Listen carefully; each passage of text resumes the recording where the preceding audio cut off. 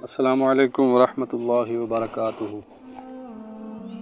ناظرین، قابل غور بات یہ ہے کہ معاشرے کی اصلاح کا آغاز کہاں سے کیا جائے۔ چند روز قبل ایک واٹس ایپ گروپ میں ایک ویڈیو نظر سے گزری جس میں ایک عرب جو ظاہراً کوئی عالم فاضل نہیں لگ رہے تھے، لیکن جو باتیں انہوں نے کی وہ بڑی درد بھری اور فکر انگیز تھیں کہ مغرب ہماری عورت کو گھر سے نکال کر ہمارا خاندانی نظام برباد کرنا چاہتا ہے، اور جب خاندانی نظام برباد ہو جائے تو معاشرتی اور ملکی نظام بھی برباد ہو جایا کرتے ہیں۔ حضرت نوح علیہ السلام نے 950 سال تبلیغ فرمائی، لیکن اپنا ہی بیٹا ہدایت حاصل نہ کر سکا کیونکہ اس کی ماں نافرمانوں میں سے تھی۔ اس کے علاوہ قرآن کریم میں جب مومنین اور کافروں کے لیے مثال دی گئی تو عورت کے ذریعے ہی دی گئی، اور اللہ نے مسلمانوں کے لیے فرعون کی بیوی کو مثال بنا دیا جب اس نے عرض کی، اے میرے رب، میرے لیے اپنے پاس جنت میں ایک گھر بنا اور مجھے فرعون اور اس کے عمل سے نجات دے اور مجھے ظالم لوگوں سے نجات عطا فرما۔ اللہ نے کافروں کے لیے نوح کی بیوی اور لوط کی بیوی کو مثال بنا دیا۔ وہ دونوں ہمارے بندوں میں سے 2 صالح بندوں کے نکاح میں تھیں، پھر ان دونوں عورتوں نے ان سے خیانت کی۔ وہ صالح بندے اللہ کے سامنے انہیں کچھ کام نہیں آئے اور فرما دیا گیا کہ جانے والوں کے ساتھ تم بھی جہنم میں جاؤ۔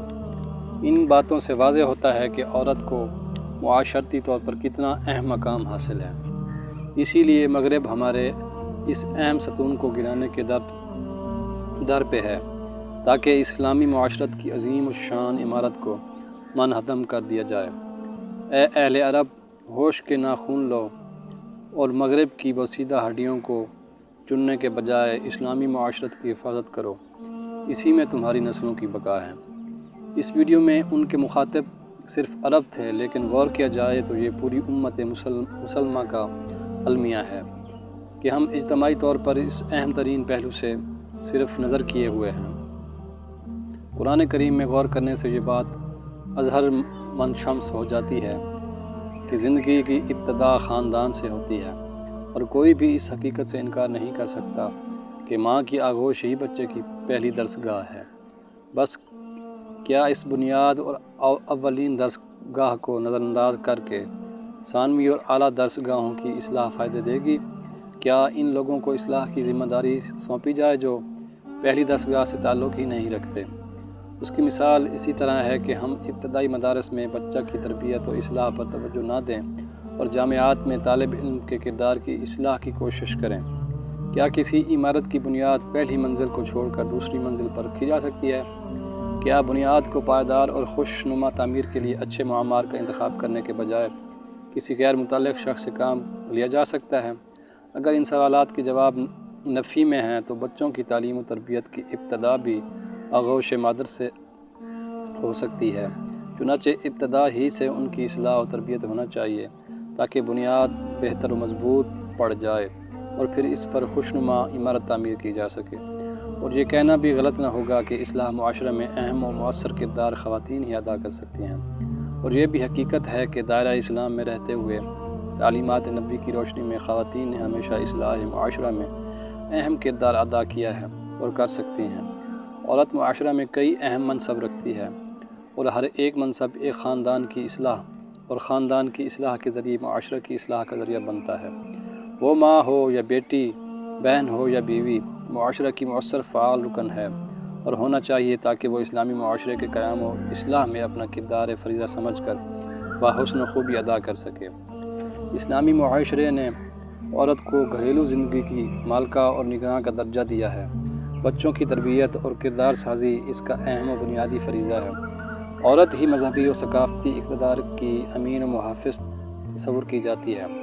عورت اگر اچھے کردار کی مالکہ، دین کی اشاعت کی خواہاں، مشفق پرخلوص ہوگی تو قوم کو بنانے اور اصلاح کرنے میں مرد سے بہتر کردار ادا کر سکتی ہے۔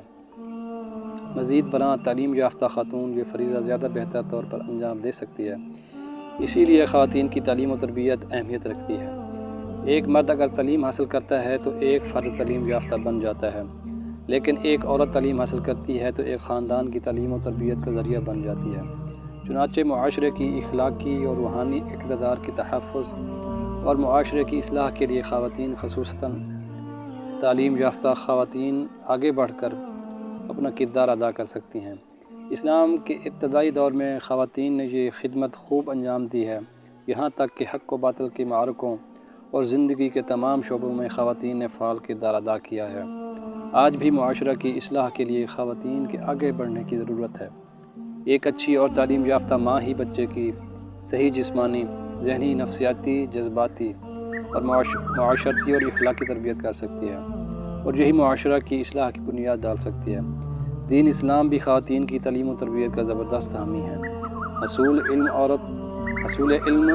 عورت و مرد دونوں پر فرض کیا گیا ہے۔ اس سلسلے میں حضور صلی اللہ علیہ وسلم کا فرمان ہے، علم حاصل کرنا ہر مسلمان مرد عورت پر فرض ہے۔ اسلامی معاشرہ میں خواتین کو معاشرہ کی روایات کا امین سمجھا گیا، لیکن صد افسوس آج ہماری خواتین معاشرتی خرابیوں کی اصلاح کی بجائے ان خرابیوں میں اضافہ کر رہی ہیں۔ وہ بچوں کی تعلیم و تربیت سے غفلت برت رہی ہیں۔ وجوہات خواہ کچھ بھی ہوں، تربیت کی ذمہ دار خواتین ہیں۔ اس ذمہ داری کی مناسب ادائیگی ہی سے معاشرے سے جرائم و بے راہی کی بے کنی کی جا سکتی ہے۔ ہم اگر گزرے زمانے کی باتیں پڑھیں تو معلوم ہوتا ہے کہ مائیں اور گھر کے بزرگ خواتین بچوں کی تعلیم و تربیت اپنی ذمہ داری سمجھتی تھیں۔ رات کو سونے سے پہلے بچوں کو اخلاقی کہانیاں، بہادری و شجاعت کے سچے قصے سنانا ان کا مشغلہ تھا۔ وہ کہانیاں سنتے اور دعائیں پڑھتے سو جاتے تھے، صبح سویرے بیدار ہوتے اور اپنی نانی دادی سے قرآن پاک پڑھنا سیکھتے، نماز ادا کرتے۔ لیکن افسوس آج کے بچے ماؤں کے ساتھ بیٹھ کر یا تو دوستوں کی محفل میں رات بھر ٹی وی اور پروگرام اور فلمیں دیکھتے ہیں، صبح سویرے نماز کے وقت سو جاتے ہیں اور فخر یہ بتاتے ہیں کہ ان کی صبح دوپہر 12 بجے ہوتی ہے۔ اگر مائیں اپنا رویہ تبدیل کریں، روزمرہ زندگی کے معاملات کو بہتر بنائیں، جھوٹی نمود نمائش کو ترک کر دیں، مردوں سے حلال روزی کا مطالبہ کریں، تو گھروں، قلبوں اور معاشرہ میں ارد گرد بکھری بے راہ روی اور گندگی کی داستانوں کو قصہ پارینہ بنایا جا سکتا ہے۔ اگر قرآن میں غوطہ زن ہوں تو خواتین بلند کردار شخصیتیں پیدا کر سکتی ہیں اور ایمان و ایقان کی دولت سے معاشرے کی اصلاح کر سکتی ہیں۔ اسلامی معاشرہ میں خواتین اصلاح معاشرہ کی ذمہ داری تعلیمات نبی صلی اللہ علیہ وسلم کی روشنی میں ادا کرتی رہی ہیں اور کر سکتی ہیں، کیونکہ دین اسلام نے عورت کو وہ مقام عطا کیا ہے جو اسے نہ کسی قوم نے دیا، نہ مذہب نے، نہ ملک نے، نہ معاشرے نے۔ اصلاح معاشرہ میں ہمیشہ اہم کردار خواتین نے ادا کیا اور یہ حکم خداوندی اور تعلیمات نبی صلی اللہ علیہ وسلم کے عین مطابق ہے، کیونکہ قرآن پاک اور احادیث نبی اعلیٰ میں معاشرہ کو برائیوں سے پاک کرنے کی بار بار ہدایت فرمائی گئی ہے۔ اگر کوئی شخص کسی برائی کو دیکھے تو اسے چاہیے کہ اسے ہاتھ سے بدل دے، یعنی روک دے، اور اگر یہ ممکن نہ ہو تو زبان سے اس کی برائی ظاہر کر کے اسے بند کرا دے، اور اگر یہ بھی نہ ہو سکے تو اسے دل سے برا سمجھے، مگر یہ آخری صورت بہت ضعیف ایمان کی نشانی ہے۔ لوگ جب ظالم کو دیکھیں اور اسے ظلم کرنے سے باز نہ رکھ سکیں تو جلد ہی اللہ ان سب پر عذاب نازل کرے گا۔ اگر کسی قوم میں کثرت سے گناہ ہوتے ہوں اور بعض لوگ یہ قدرت رکھتے ہوں کہ انہیں گناہ سے باز رکھ سکیں مگر ایسا نہ کریں تو جلد وہ سب مبتلا عذاب کر دیے جائیں گے۔ دین اسلام نے قرآن پاک و احادیث نبی اعلیٰ کے ذریعے معاشرتی خدمت و اصلاح کی ذمہ داری مردوں کے ساتھ ساتھ خواتین پر بھی عائد کی ہے، اور معاشرتی اصلاح کے لیے ذرائع بھی واضح طور پر بیان کیے ہیں۔ بچوں کی تربیت، یتیموں بیواؤں کے ساتھ ہمدردی، ان کے مال کا تحفظ، مسکین و محتاجوں کی مدد کرنا، زکوٰۃ و صدقات کے ذریعے دولت کے منصفانہ تقسیم کر کے غرباء کو اس میں حصہ دار بنانا، سماجی خدمت اور تربیت اصلاح کے وہ ذرائع ہیں جو یقیناً خواتین بہتر طور پر انجام دے سکتی ہیں۔ اصلاح کے لیے یہی لازمی خصوصیات و شرائط ہیں جو ایک مصلح خواہ و مرد ہو یا عورت میں ہونی چاہیے۔ فی امان اللہ، اللہ حافظ۔